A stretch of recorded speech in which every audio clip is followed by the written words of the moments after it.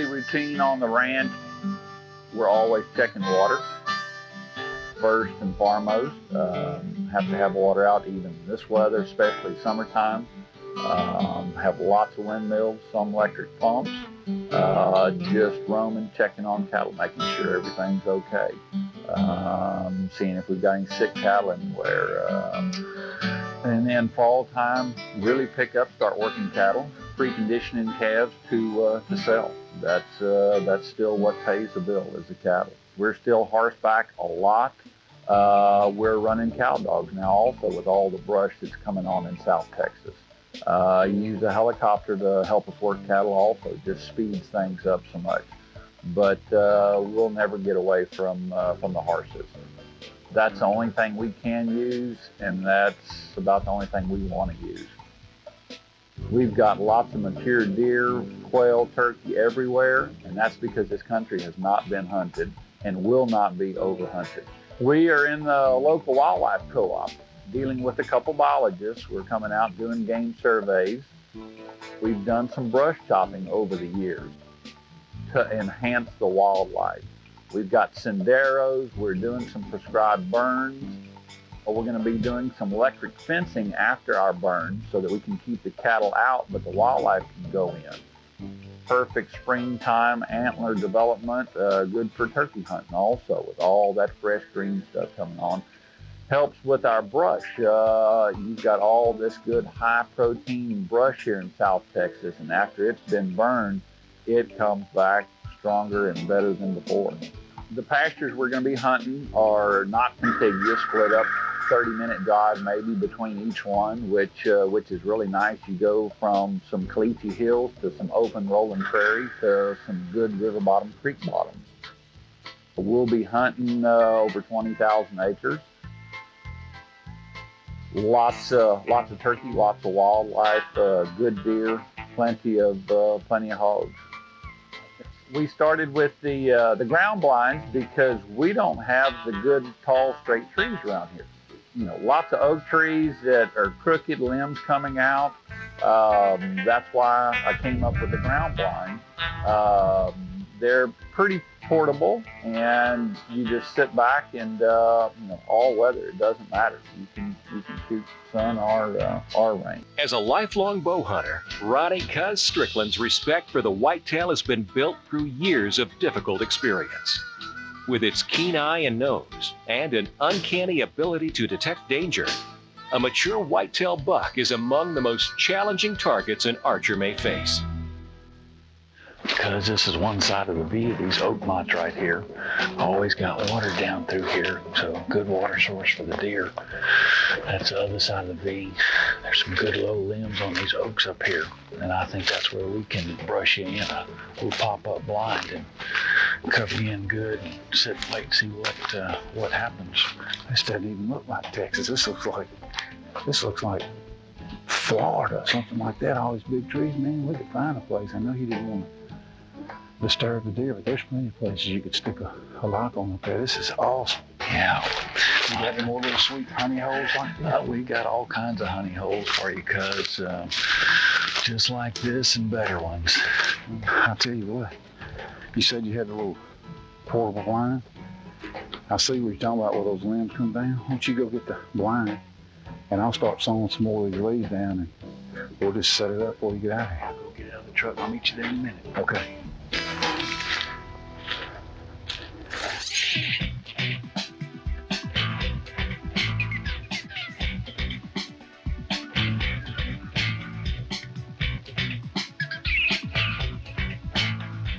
Although most bow hunters prefer the elevated advantages of a tree stand, that approach is not always practical or even necessary. With the use of a modern portable ground blind, a bow hunter can eliminate many of his shooting angle concerns and better control his scent, all from the comfort of Mother Earth. In a live oak flat without a straight tree trunk to be found for miles around, a well-camouflaged ground blind can be just the ticket. Blending into the grass and scrub, the hunter's hideout is all but invisible to even the most suspicious eye.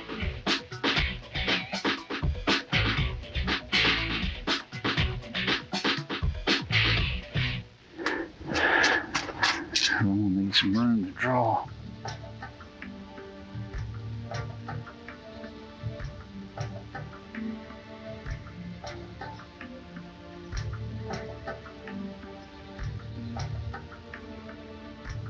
.330.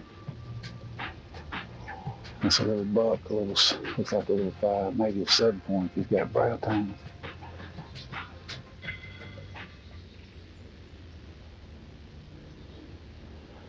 He's little, but he still looks a little ruddy. He's either looking for a doe or something got his attention.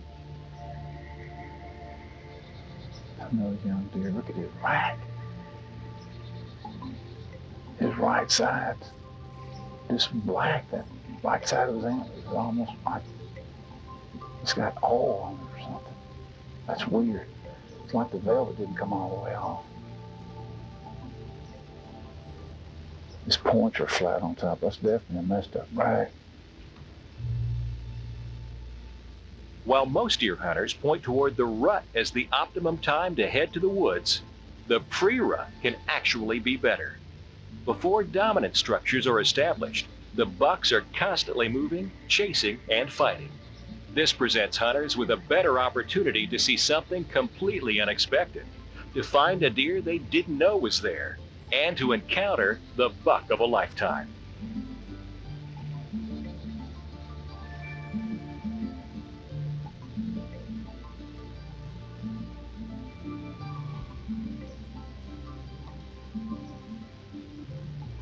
Straight 2 acres. Imagine that. Not a better thing to hunt.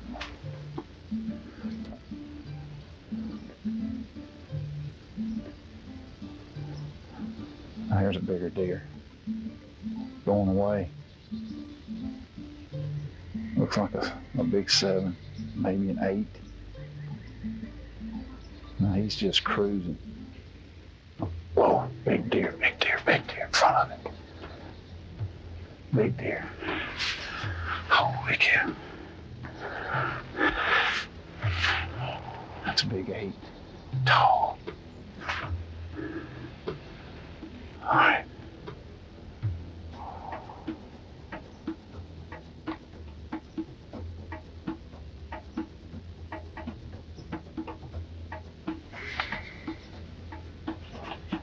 Turn.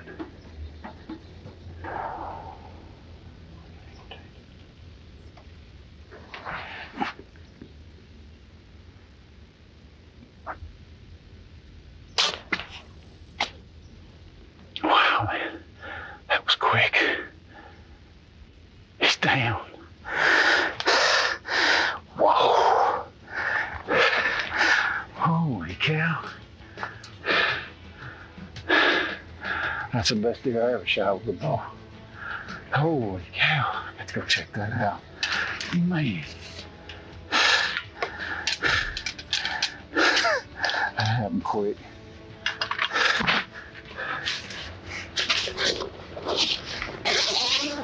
Oh, he's way back than I thought he was. Good mass. Yes, indeed. Man, that's by far the best deer I ever shot with a bow and arrow. That's why you come to Texas to see lots of deer. And buddy, we saw lots and lots of deer. We saw 5, 6 different bucks chasing does. Our plan was to come in and start rattling tomorrow because the rut's like right on top of us. But we decided to come down here and not waste one afternoon and got our stuff together ready and shoot. My hunt's about done already. Unbelievable. What a great deer.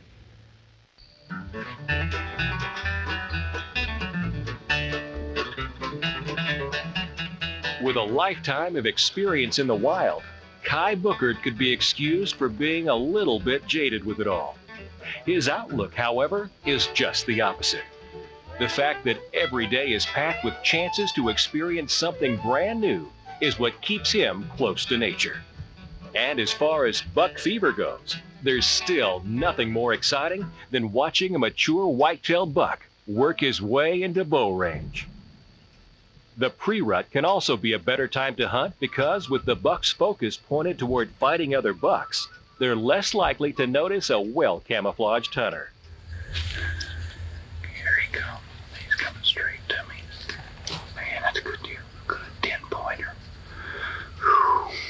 When the first buck of the day emerged from the fog, too quick and close for a shot, Kai knew the hunt was on. That was a good deer. Whew. He needed to come in about 20, 30 yards, make a good shot on him, but just didn't work. He's going somewhere, knows just where he's going. The fog lifting would prove to be a major key to Kai's hunt. When rattling, especially in a bow hunting setup, range of vision is everything. Like an 8-pointer. Good deer. He's looking at something. He's going. With heart pounding and mind racing, there's nothing like the moment of truth for a bow hunter. Days and years of work and waiting, miles of scouting, and hours on stand all fall away in the wake of the present. From breath to breath, played above a heartbeat rhythm, time and light slow into one, and all thoughts bend toward an anchor point, an aiming point, and the open distance between. Good. Good deal. Good deal. He's going down. He's going down. Yeah. All right. Good spread on him. Last time I saw him, he was coming right in here by this tree, easing up in this tall grass wall. There's my arrow right there. All right. There's my arrow. Good deal. Good deal. Now, see if we can just trail him through this tall grass. God, this grass is tall. Oh, there he is, boys. I can't believe it. Look at that. He did not go 30 yards. Look at that. Good, mature buck. That's a fine deer. And I am so lucky to find him in this jungle. I mean, this grass 4 or 5 foot tall. Last time I saw him, he was coming around that old dead weesach there and just disappeared. I was hoping he had gone down, but I just couldn't see him anymore. Sure enough, he didn't go 30 yards, I guess, and folded up. Good deer. That's gonna be some good eating. I can't wait to get into some of that backstrap. Man, that is gonna be fine. Well, I better mark him and go on back and get the truck. Get him out of here.